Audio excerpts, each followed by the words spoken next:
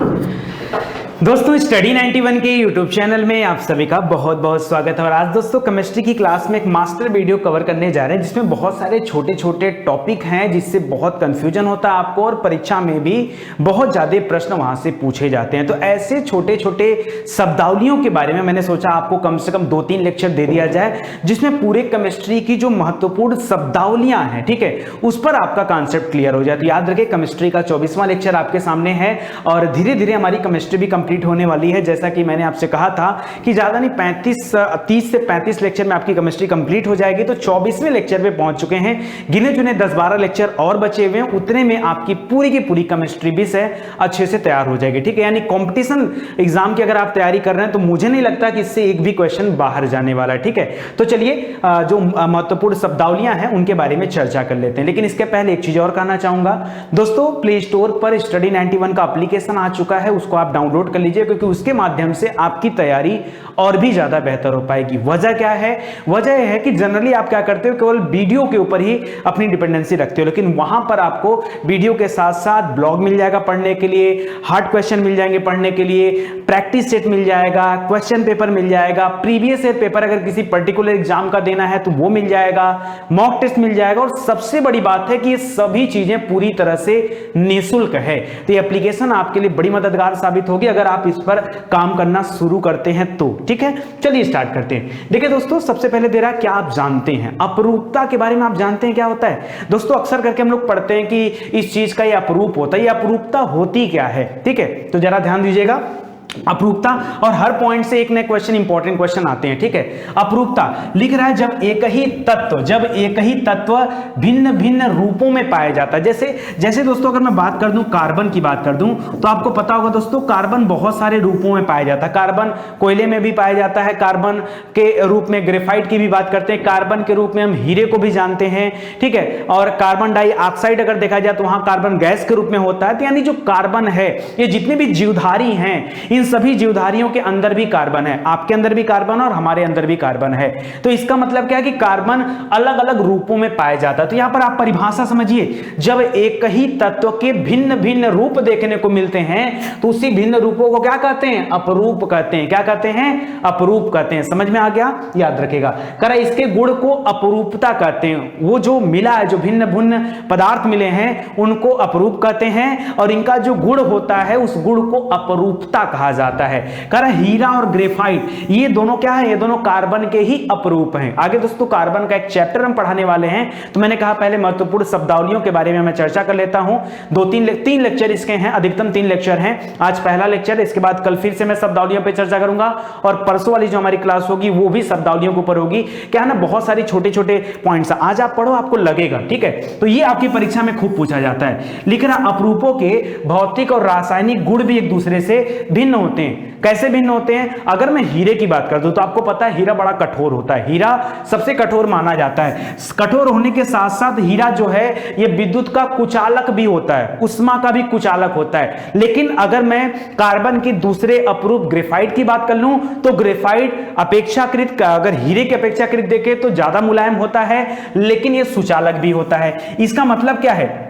आप याद रखिए, एक ही तत्व के अपरूप अलग अलग हो सकते हैं और उनके विशेषताएं भी अलग अलग हो सकती हैं। ठीक है, तो इसको आप ध्यान दीजिएगा, चाहे भौतिक विशेषता हो चाहे रासायनिक विशेषता हो, यह भी अलग अलग रूपों में देखने को मिलते हैं। इतनी बात आप याद रखेंगे। देखिए किसी भी टॉपिक पर पीएचडी नहीं करना, हमें कम से कम उसके बारे में 2-4 लाइन जानना है। आज की शब्दावली वाली जो क्लास है वो इसी पर डिपेंड है। ठीक है, चलिए आगे बढ़ते हैं दोस्तों। अमोनिया से बड़ा सारा प्रश्न आता है आपकी केमिस्ट्री में। ठीक है, बहुत ज्यादा प्रश्न। अमोनिया को ऐसे हम लोग बोलते हैं NH3। क्या बोलते हैं? NH3 पढ़ते हैं। तो चलिए देखते हैं अमोनिया के बारे में। अब जो 2-3 बातें हैं अमोनिया के बारे में जो आपको याद रखना ही रखना है, वो याद रखेगा कि अमोनिया की खोज किसने किया था। ठीक है, तो 1771 में क्रिस्टले ने किया था। ठीक है, और कैसे किया था? तो क्रिस्टले ने नौसादर क्या होता है? नौसादर होता है अमोनियम क्लोराइड। क्या होता है? या अमोनिया क्लोराइड। अमोनिया क्लोराइड का ही दूसरा नाम नौसादर है।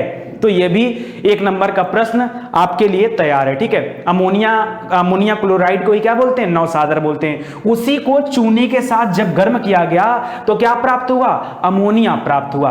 अमोनिया क्लोराइड को यानी नौसादर को जब चूने के साथ गर्म किया गया तो क्या प्राप्त हुआ, अमोनिया प्राप्त हुआ।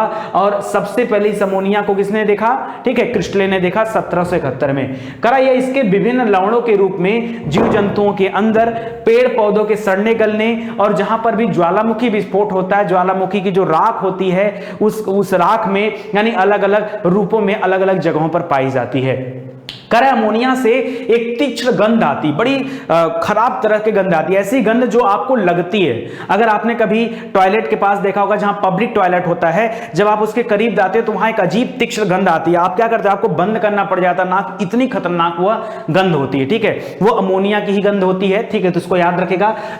अच्छा, इस अमोनिया को अगर जल में घोल दिया जाए तो अमोनिया क्या बन जाता है, NH3 था ना, तो NH3 और जल मतलब H2O, जब इन दोनों के साथ क्रिया कराया जाता है तो बनता है अमोनिया हाइड्रोक्साइड। क्या बनता है, अमोनिया हाइड्रोक्साइड बनता है। लिख रहा, अमोनिया का उपयोग बर्फ के कारखाने में किया जाता है, जहां बर्फ बनाने वाले कारखाने होते हैं, जहां पर कृत्रिम रेसे बनते हैं, जहां पर आंसू गैस बनाए जाते हैं, या फिर जहां पर उर्वरक बनाए जाते हैं, ठीक है, खेतों के लिए, कृषि कार्यों के लिए, वहां पर इस अमोनिया का इस्तेमाल किया जाता है। ठीक है, करें औद्योगिक रूप से, ये बड़ा इंपॉर्टेंट क्वेश्चन इसलिए इसको रेड कर दिया गया है। अमोनिया का निर्माण किस विधि से होता है, कई बार परीक्षा में प्रश्न आया है, तो याद रखिएगा हैबर विधि से। अमोनिया का निर्माण कैसे हुआ है, हैबर विधि से होता है, तो इसको भी आप याद रखिएगा। इतनी बातें अगर आप याद रखते हो तो मुझे नहीं लगता कि आपको इस शब्दावली में कहीं एक भी प्रश्न आपको एक्स्ट्रा मिलने वाला है। ठीक है, चलिए आगे बढ़ते हैं।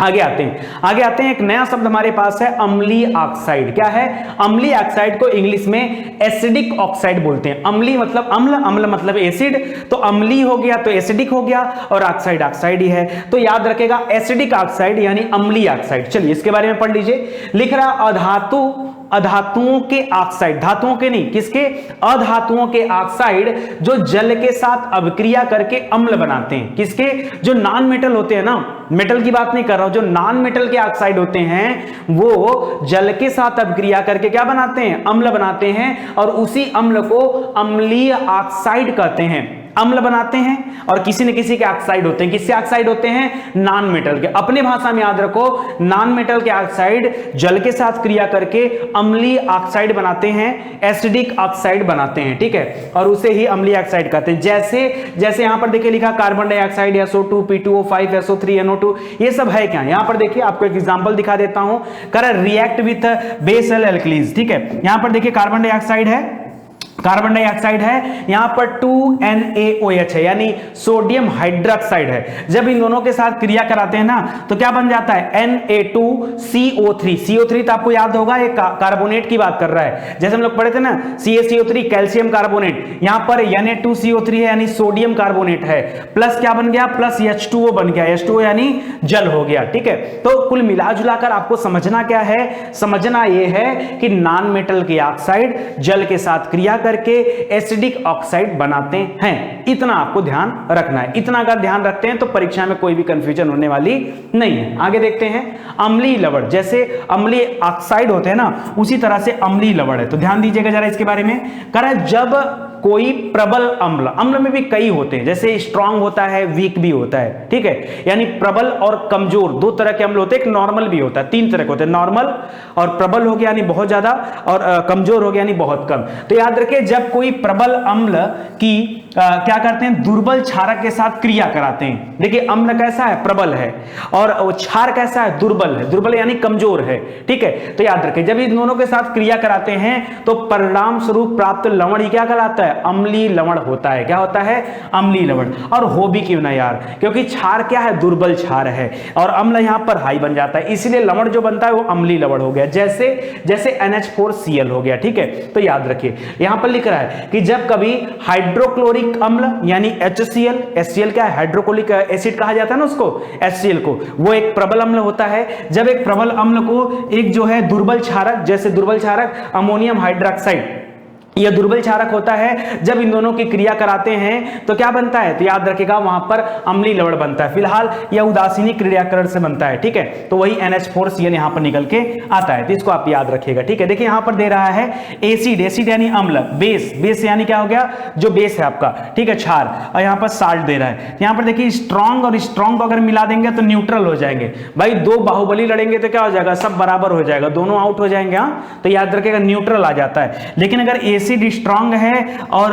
बेस जो है वो वीक है तो याद रखिए एसिडिक आइटम बनता है। यहां पे क्या हो रहा है, एसिड क्या है, प्रबल है, और क्षार क्या है, दुर्बल है, तो उत्तर क्या निकल के आ रहा है, देखिए अम्लीय लवण यानी एसिडिक आ रहा है ना। तो याद रखिए अगर एसिड स्ट्रॉन्ग होगा और बेस क्या होगा, वीक होगा, तो एसिडिक बनेगा। अच्छा, अगर मान लीजिए एसिड जो है, जो आपका अम्ल है, अगर वो आपका कमजोर हो गया और जो क्षार है वो आपका स्ट्रांग हो गया तो क्या बनेगा, तो बेसिक बनेगा। क्या हो जाएगा, बेसिक बनेगा। ये आपको याद करना पड़ेगा, ये जो यहां पर टेबल चार्ट दे रहा है ना, आपको याद करना पड़ेगा। उसी तरह से अगर दोनों वीक हो गए तो क्या बनेगा, न्यूट्रल। चलो अब मैं आपको याद भी करा देता हूं, क्योंकि यहां से एक नंबर का प्रश्न बनता है। कैसे, ऐसे पूछता है भाई, अम्लीय प्रबल अम्ल और प्रबल क्षार मिलकर बनाते हैं, क्या बनाते हैं बताइए, मिलकर क्या बनाएंगे, न्यूट्रल हो जाएंगे यार, ये उदासीन हो जाएंगे। न्यूट्रल यानी उदासीन। याद रखिए अगर मैं बात कर दूं प्रबल अम्ल की, हैं, प्रबल अम्ल की, और इसकी क्या करा दूं, अभिक्रिया करा दूं प्रबल क्षार से, दोनों प्रबल हैं, दोनों प्रबल हैं, तो मामला क्या हो जाएगा, मामला उदासीन पे चला जाएगा। अगर मैं बात कर दूं दुर्बल अम्ल की, क्या बात कर दूं, दुर्बल अम्ल की, और इसकी क्रिया करा दूं दुर्बल क्षार से, तो भी मामला क्या हो जाएगा, उदासीन हो जाएगा। यानी दो कंडीशन तो बड़ी नॉर्मल है, यहां पे दो कंडीशन तो बड़ी नॉर्मल है, या तो दोनों स्ट्रांग हो जाएं या तो दोनों वीक हो जाएं, तो मामला कहां पहुंच जाएगा, न्यूट्रल पे मामला पहुंच जाएगा। ये तो आपको याद ही हो गया होगा।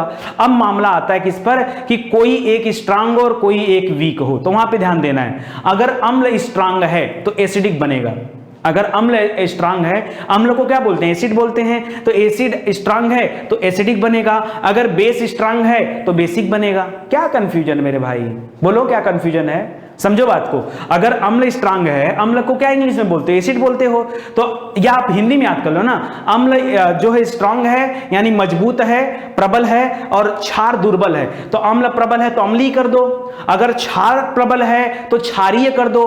तो हिंदी में जो क्षारीय बोलते हैं, इंग्लिश में क्षारीय को ही क्या बोलते हैं, बेसिक बोलते हैं। क्या बोलते हैं, बेसिक। तो एसिडिक और बेसिक याद रहेगा ना, अगर आप इतना याद रखते हैं, क्योंकि ये बहुत इंपॉर्टेंट है, परीक्षा में प्रश्न आता ही आता है। आखिर आप सोचो मुझे शब्दावली पढ़ाने की क्या जरूरत थी, मैं ना पढ़ाता यार, लेकिन आप मेरी आदत जानते हो कि जहां मुझे लगता है कि यहां बच्चों को कंफ्यूजन हो सकता है, मैं वो टॉपिक जरूर क्लियर कराता हूं, ठीक है। तो ये समझ में आ गया होगा। यहां पर देखिए लिख रहा है करा अमोनिया क्लोराइड यानी NH4Cl जो बना है यहां पर, ठीक है, का विलयन नीले लिटमस पेपर को लाल कर देता है, अतः यह क्या है, एक अम्लीय लवण है, जो बन के आया वो अम्लीय लवण है। और जाहिर सी बात है बनता ही बनता है, क्योंकि प्रबल अम्ल है, दुर्बल क्षार है, तो उत्तर क्या आएगा, उत्तर आएगा एसिडिक ही बनेगा, तो अम्लीय ही बनेगा, तो ये तो अम्लीय तो रहेगा ना, यहाँ पे तो अम्लीय लवण तो बनना ही बनना है। उसी तरह से इसके दूसरे उदाहरण भी दे रहे हैं, एल्युमिनियम क्लोराइड हो गया, सोडियम बाइकार्बोनेट हो गया, NaSCO3 हो गया, ठीक है, ये सभी उदाहरण है अम्लीय किसके, लवण के, तो इसको आप याद रखिएगा, ठीक है। चलिए आगे बढ़ते हैं। अगला पॉइंट है कीटनाशक। ये तो बड़ा आसान है, ठीक है, एक कठिन के बाद एक आसान पढ़ाऊंगा तो आपको ज्यादा समझ में आएगा। सुनिए,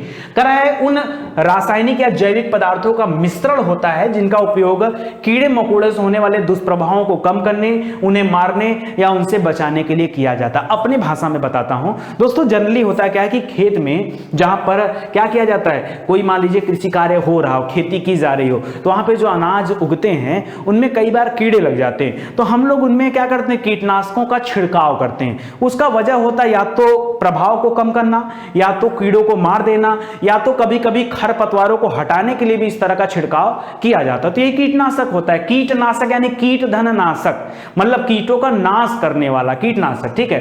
करा इसका प्रयोग कृषि के क्षेत्र में पेड़ पौधों को बचाने के लिए बहुतायत मात्रा में किया जाता है। कई प्रकार के कीड़े पूरी की पूरी फसल बर्बाद कर देते हैं, इसके नियंत्रण के लिए कीटनाशकों का प्रयोग किया जाता है। तो ये सिंपल सा आप याद रखेगा, ठीक है।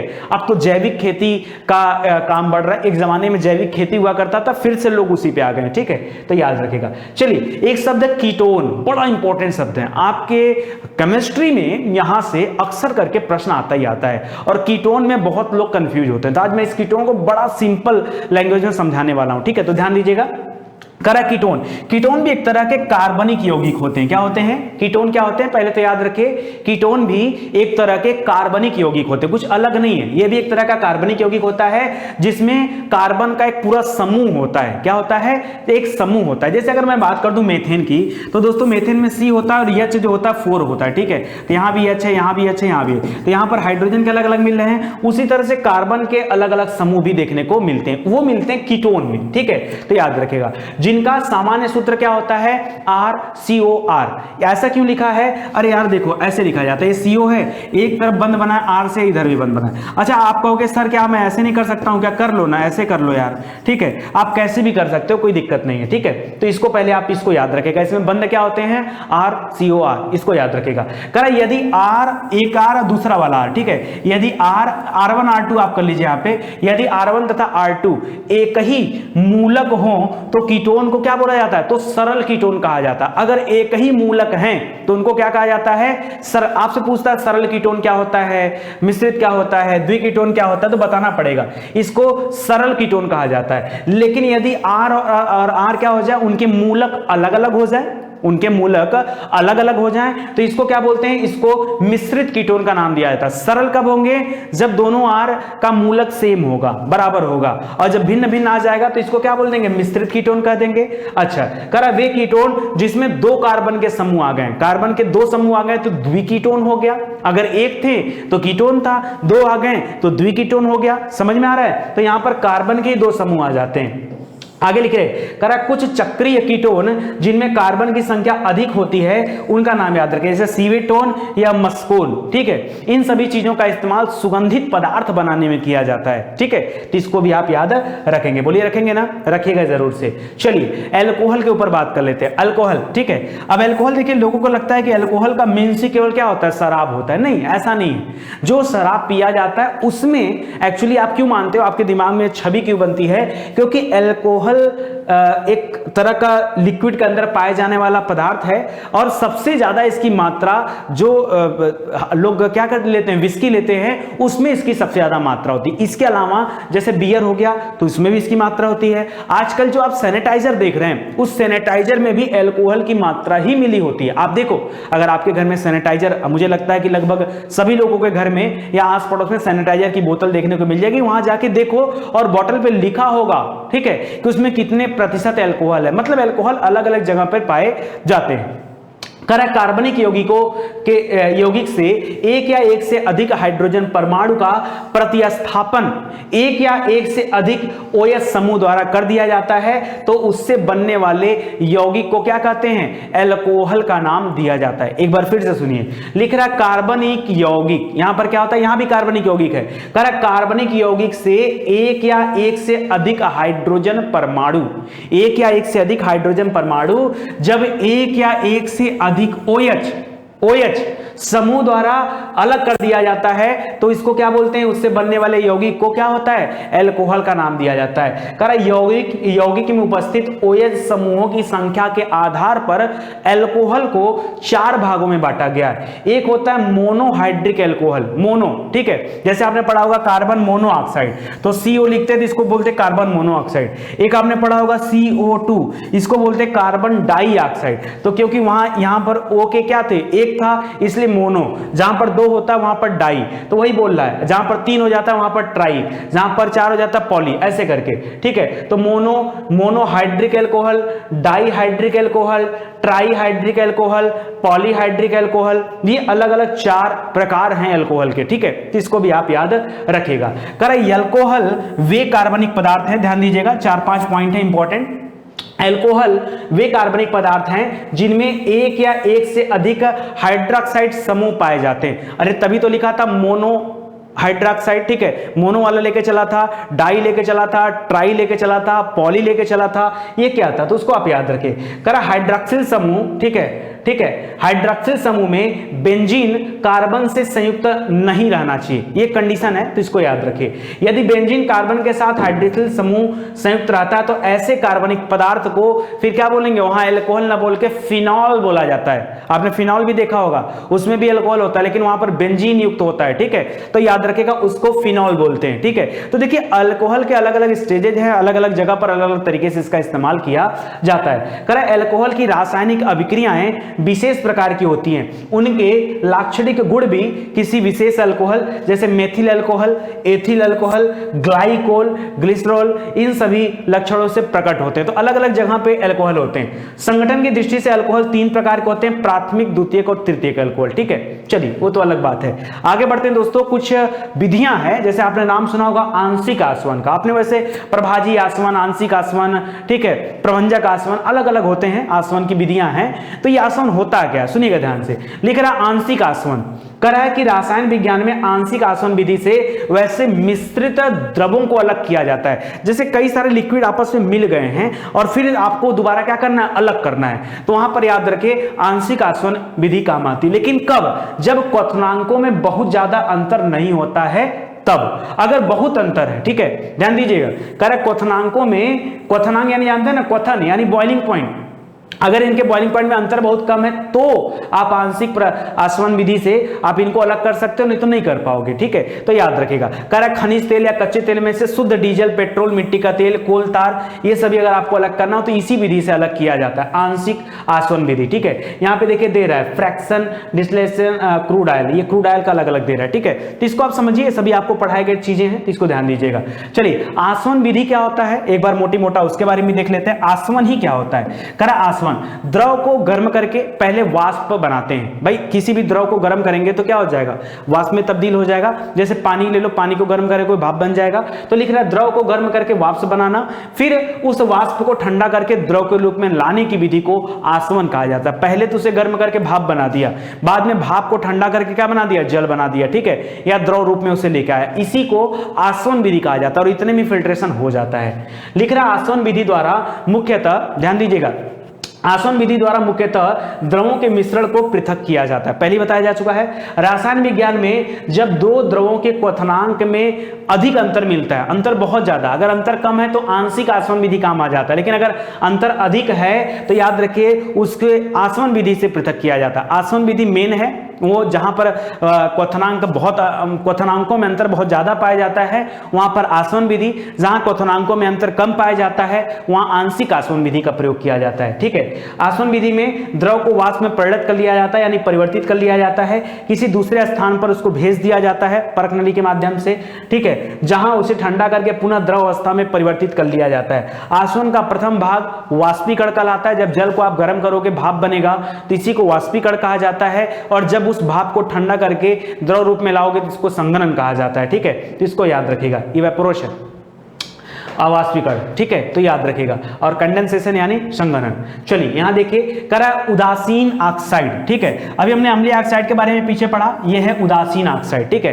करा पानी भी जो है ये हाइड्रोजन का एक ऑक्साइड है, तभी तो H2 होता है, पानी भी क्या है, यह भी हाइड्रोजन का एक ऑक्साइड होता है। करा जब अधात्विक हाइड्रोजन को, अधात्विक यानी नॉन मेटल, ठीक है, अधात्विक हाइड्रोजन को ऑक्सीजन के साथ जलाते हैं, और वहां पे क्या था, जब किसी भी नॉन मेटल को, ठीक है, जल के साथ क्रिया कराते हैं, वैसे यहां पे कह रहा है कि जब ऑक्सीजन के साथ जलाते हैं तो उससे पानी बनता है। लाल अथवा लिटमस, नीले लिटमस पेपर को यह क्या कर देता है, कोई भी चेंजेस नहीं करता है, क्यों, उदासीन होता है, ठीक है।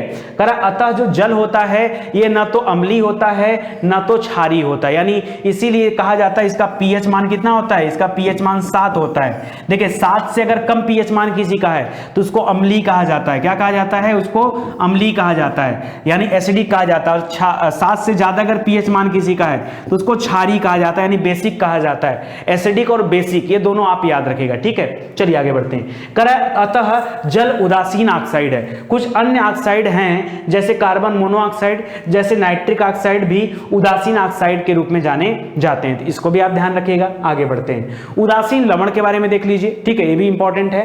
कह रहा है कि प्रबल अम्ल और प्रबल क्षारक की उदासीनीकरण, अभी पीछे पढ़ाया हूं, जब दोनों प्रबल हो जाएंगे तो क्या मामला आ जाएगा, न्यूट्रल आ जाएगा, या दोनों प्रबल ना होकर के दोनों दुर्बल आ जाएं तो भी मामला क्या हो जाएगा, न्यूट्रल हो जाएगा, यानी उदासीन हो जाएगा। तो दोनों ही कंडीशन वही है, ठीक है। तो इसको याद रखिए, जो पढ़ाया वो पिक्चर वही है, ठीक है। करा यहां ये देखिए HCl प्लस NaOH को मिला करके NaCl बना और जल बना, H2O बना। करा यहां सोडियम क्लोराइड को, जो कि एक उदासीन लवण है, बनता है, जबकि प्रबल अम्ल हाइड्रोक्लोरिक एसिड की प्रबल क्षार सोडियम हाइड्रोक्साइड से उदासीनीकरण क्रिया के फलस्वरूप प्राप्त होता है, ठीक है। तो इसको याद रखिए, यानी जो उदासीन होता है वो किसी पेपर में जैसे नीला लिटमस होता है उसको लाल कर देता है, तो ये सब नहीं करता है, ठीक है। तो उसको ध्यान दीजिएगा। चलिए उर्वरक के बारे में देख लेते हैं। पीछे दोस्तों हम लोगों ने पढ़ा था कीटनाशक के बारे में, ये है उर्वरक के बारे में। वैसे उर्वरकों के बारे में मैंने आपको काफी डिटेल में पढ़ाया है, ठीक है। फिर से एक बार देख लेते हैं। करा ये ऐसे रासायनिक पदार्थ होते हैं जो पेड़ पौधों की वृद्धि में बहुत ही सहायक होते हैं। जैसे व्यक्तियों को विकास करने के लिए प्रोटीन की भी जरूरत है, विटामिन की भी जरूरत है, और उसके अलावा कार्बोहाइड्रेट की जरूरत है, फैट की भी जरूरत है, मिनरल्स की भी जरूरत है। उसी तरह से पेड़ पौधों को भी क्या होती है, उर्वरक की जरूरत पड़ती है। प्राय पौधों को उर्वरक दो रूप में दिए जा सकते हैं, या तो जमीन में डाल करके दे दिया जाए, ठीक है, जिससे ये तत्व पौधों की जड़ों द्वारा अवशोषित कर लिया जाता है, या तो पत्तियों पर इनका छिड़काव कर दिया जाए। ये दो रूप होते हैं, या तो पत्तियों पर छिड़काव कर दीजिए, या तो जमीन पर डाल दीजिए, वो जड़ों के माध्यम से चले जाएंगे, तो ये पत्तियों द्वारा अवशोषित कर लिए जाते हैं। उर्वरक पौधों के लिए आवश्यक तत्वों की पूर्ति कराते हैं। अगर आवश्यक तत्व उन्हें नहीं मिलेंगे तो पौधे की जो उत्पादन क्षमता है वो घट जाती है, गिर जाती है, ठीक है। करा उर्वरकों के प्रकार कितने होते हैं, लिख रहा है कृषि में फसलों के अधिक उत्पादन व पौधों की वृद्धि के लिए कम से कम जो मोस्ट इंपॉर्टेंट है उनको याद रखिए। जैसे नाइट्रोजन, ये पौधों को बहुत ज्यादा जरूरी है। हमारे वायुमंडल में नाइट्रोजन तो भरपूर मात्रा में है, लेकिन जैसे 78% तक नाइट्रोजन कहा जाता है, लेकिन पौधे इस नाइट्रोजन को डायरेक्टली नहीं लेते। पौधे अलग अलग बैक्टीरिया के माध्यम से इस नाइट्रोजन को नाइट्रेट के रूप में लेते हैं, ठीक है। तो याद रखिए नाइट्रोजन मोस्ट इंपॉर्टेंट है। उसी तरह से फास्फोरस, ठीक है, आपने नाम भी सुना होगा फास्फेटी उर्वरक का, पढ़ाया हो मैंने आपको, तो याद रखिए नाइट्रोजनी उर्वरक, फास्फेटी उर्वरक, ठीक है, ये दोनों इंपॉर्टेंट है। इसके अलावा पोटेशियम, कैल्शियम जैसे चीजों की भी आवश्यकता पौधों की बहुत ज्यादा होती है, ठीक है, तो इसको भी याद रखिए। कहा पौधों इन तत्वों को भूमि से ग्रहण करते हैं, लेकिन धीरे धीरे भूमि में इनकी कमी हो जाती है। अब पौधों को चाहिए नाइट्रोजन तो भूमि से लेते रहते, लेकिन अगर भूमि में नाइट्रोजन होगा नहीं, फास्फोरस होगा नहीं, कैल्शियम होगा नहीं, तब ये पौधे कैसे ग्रहण करते हैं, तो तभी इनको अलग से इसी कमी को पूरा करने के लिए कृत्रिम रूप से बनाए गए नाइट्रोजन या अलग अलग पदार्थों को छिड़काव किया जाता है पत्तियों के ऊपर, या फिर उनके जड़ों तक पहुंचाया जाता है, ठीक है। इसको याद रखिए। करा कृत्रिम रूप से बनाए गए इन यौगिकों को, ठीक है, क्या कहते हैं, उर्वरक नाम दिया जाता है, ठीक है। फर्टिलाइजर का नाम दिया जाता है, उर्वरक कहा जाता है, जो कृत्रिम तरीके से बनाए जाते हैं। करा यदि तत्वों के इन यौगिकों को भूमि में न मिलाया जाए तो भूमि की उत्पादकता क्या हो जाती, कम हो जाती। क्यों, अरे आपने देखा है कि जब हम फसलों की बुआई करते हैं, बार बार बुआई करते हैं, तो धीरे धीरे उस मिट्टी की जो उर्वरकता है वो कम हो जाएगी, यानी वो मिट्टी अनुपजाई हो जाएगी, और इस तरह से प्रोडक्शन लेवल धीरे धीरे घटता जाएगा और एक दिन यह जमीन बंजर हो जाएगी। इसीलिए जरूरी होता है कि या तो हर बार बुआई ना करे, मतलब 2-4 बुआई करने के बाद एक बार उसको जो है छोड़ दिया जाए, ताकि उसके अंदर फिर से उर्वरकता आ जाए, या तो अलग से हम छिड़काव करते रहें, या जो भी उर्वरक है उनको मिट्टी तक पहुंचाते रहें। करा इसके लिए 2-3 तरह के उर्वरक हैं, जैसे नाइट्रोजन के उर्वरक बड़ा इंपॉर्टेंट है। करा इन उर्वरकों में मुख्यतः नाइट्रोजन तत्व पाया जाता है, तभी नाइट्रोजन के उर्वरक कहा गया। पौधे इसको नाइट्रेट के रूप में लेते हैं, वो भी मैंने आपको बता दिया। अगर मैं यूरिया की बात करूं तो यूरिया में लगभग 46 से 47% तक नाइट्रोजन पाया जाता है। परीक्षा में 1 नंबर का प्रश्न यह भी बनता है। देखिए आज ये जो मास्टर वीडियो क्लास आपको दे रहा हूं शब्दावलियों के ऊपर, ये बहुत इंपॉर्टेंट क्लास है। क्यों, क्योंकि शायद इतने ज्यादा टॉपिक आप अलग अलग लेक्चर में पाते, लेकिन एक साथ अगर सब कुछ मिल जा रहा है, और मैं आपसे कर रहा हूं कि केवल 3 लेक्चर लूंगा, इसका पूरी शब्दावलियां समाप्त हो जाएंगी, ठीक है। आगे देखिए, करा अमोनिया सल्फेट, ये भी इंपॉर्टेंट है। करा इसमें नाइट्रोजन अमोनिया के रूप में उपस्थित रहती है, तथा अमोनिया की मात्रा इसमें जो होती है लगभग 25% तक होती है। यह आलू की फसल के लिए एक अच्छा उर्वरक होता है। इसका प्रयोग चूना रहित भूमि में नहीं किया जाता है, ठीक है, इसको भी आप ध्यान दीजिएगा। कैल्शियम नाइट्रेट की बात कर दें, ठीक है, करा यह भी नाइट्रोजन का एक अच्छा उर्वरक है। बाजार में यह नॉर्वेजियन नॉर्वेजियन साल्टपीटर के नाम से जाना जाता है। कैल्शियम नाइनाइड, ठीक है, यह भी है। इस उर्वरक का बुआई करने से पहले भूमि में छिड़काव किया जाता है। पौधों की वृद्धि के समय इस उर्वरक का प्रयोग पौधों के लिए लाभप्रद नहीं होता है, शुरुआत में ही डाल दिया जाता है। तो इस तरह से यह नाइट्रोजन के उर्वरक थे। ठीक इसी तरह से पोटेशियम की भी उर्वरक है। मैंने आपको फास्फेटी उर्वरक भी पढ़ाया, उसको भी आप याद रखेगा। जैसे पोटेशियम क्लोराइड हो गया, पोटेशियम नाइट्रेट हो गया, पोटेशियम सल्फेट हो गया, ये सभी पोटेशियम के प्रमुख उर्वरक के रूप में जाने जाते हैं, तो याद रखेगा। चलिए, और इसके अलावा कह रहा है फास्फोरस का उर्वरक, इसी को फास्फेटी उर्वरक कहा जाता है। जैसे सुपर फास्फेट, आप लाइम सुना होगा आपने, फास्फेटी धातुमल का नाम सुना होगा। फास्फोरस के प्रमुख उर्वरक होते हैं। फास्फोरस याद रखें, सुपर फास्फोरस को हड्डियों को पीस करके बनाया जाता है। जो जीव जंतुओं का अवशेष बचते हैं उनकी हड्डियों को पीस करके यह बनाया जाता है। कुछ मिश्रित उर्वरक भी होते हैं, जैसे इस प्रकार के उर्वरक में एक से अधिक तत्व पाए जाते हैं, जैसे अमोनिया फास्फोरस या अमोनिया सुपर फास्फोरस। अमोनिया वाला आइटम देखे थे नाइट्रोजन में, फास्फोरस वाला आइटम देखे थे फास्फोरस में, सुपर फास्फोरस ऑफलाइन। जब दोनों को मिला देते हैं तो ये बन जाता है मिश्रित उर्वरक। इसको भी आप ध्यान देंगे। आज के लिए दोस्तों बस इतना ही। उम्मीद करता हूं आपको अच्छा लगा होगा।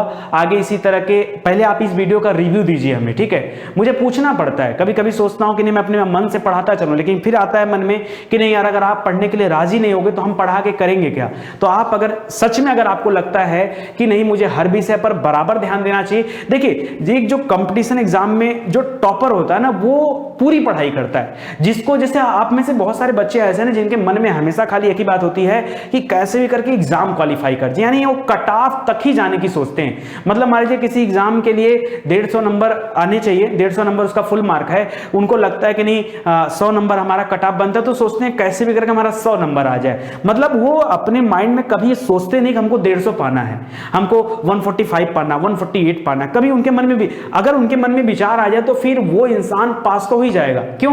100 तो ऑटोमेटिक आ जाएंगे। क्यों? आपकी तैयारी का जो लेवल है वो 148 या 150 का लेवल है। लेकिन आपने क्या किया? आपने किया 100 नंबर की तैयारी कि नहीं हमें 100 नंबर केवल कट ऑफ पास हो जाए, ऐसा आपने विचार किया, इसीलिए आपके नंबर नहीं आ पाते हैं। विश्वास मानिए, आप हर एक विषय पर फोकस करना शुरू करिए और मुझे लगता है कि स्टडी 91 पर पर्याप्त मटेरियल दिए जा रहे हैं। कोई भी ऐसा चीज नहीं है जहां पे आप ये कह सकते हैं कि हमने तैयारी नहीं कर पाई या किसी वजह से हम नहीं पढ़ पाए। पूरा चीज अवेलेबल है, मेहनत आपको करना है। देखिए मेहनत तो हमेशा आपको करना है। एक टीचर सिर्फ आपको चीजें दे सकता है, मेहनत आपको ही करना है, ठीक है। जितना अच्छा प्रैक्टिस करेंगे, जितना बढ़िया से पढ़ाई करेंगे, उतने अच्छे आपके मार्क्स आएंगे और उतनी बढ़िया आपकी तैयारी हो पाएगी, ठीक है। आप सभी के लिए बहुत बहुत धन्यवाद। इसी तरह से अपना लाड प्यार बनाए रखें, वीडियो को शेयर करते रहिए और लोगों तक पहुंचाते रहिए। आपके आसपास में जो लोग कोचिंग अफोर्ड नहीं कर सकते, जिनके पास फी वगैरह नहीं, कम से कम उन्हें इस चैनल के बारे में बताइए कि लोग आएँ और जुड़ें और अपनी पढ़ाई करें, ठीक है। चलते हैं, मिलते हैं अगले लेक्चर में। तब तक के लिए जय हिंद, जय भारत।